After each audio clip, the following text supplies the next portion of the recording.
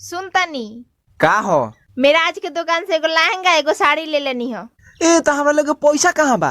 नइखे तो चेमनी पर खट के दे हम। तो अब तोर शौक पूरा करे खातिर हम चेमनी पर खटी।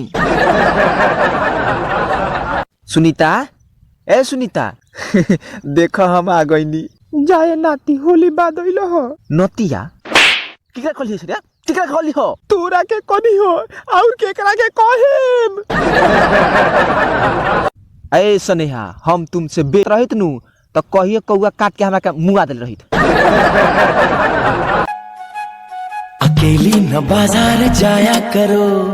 हाँ बोला। अरे का बोल बहू? देवारा के देनी ना चुमा तो मरले बपायना से। अरे बाप रे, सगरो से नाक में दम कइले बारन छो।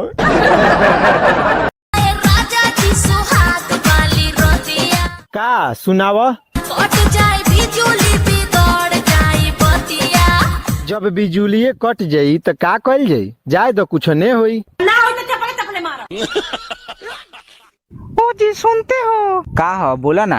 तू ताज महल बनवा दो ये राजा बलिया में। तो अकेले रहबे नु? हम तोहरे ही साथ रहब तोहरा महलिया में। महल करकट धके तो हम अपने रहेनी।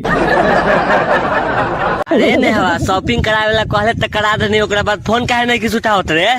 मैंने तुझे यूज किया, थोड़ा कंफ्यूज किया, बैलेंस ड्यूज किया। तोरा माइये के गरियाम हम। ओ बाबा प्रणाम। खुश रहो बच्ची, क्या समस्या है? तू पर पातर पिया में विटामिन की कमी है। तो हम चले का? गंदी नाली के बदबूदार सड़े हुए कीड़े। ओए ओए का हो बोला बे? चांद तारों में नजर आए चेहरा तेरा। जौन बात बतन सीधा कहो, जो नहीं है चंदा मत सुनाओ।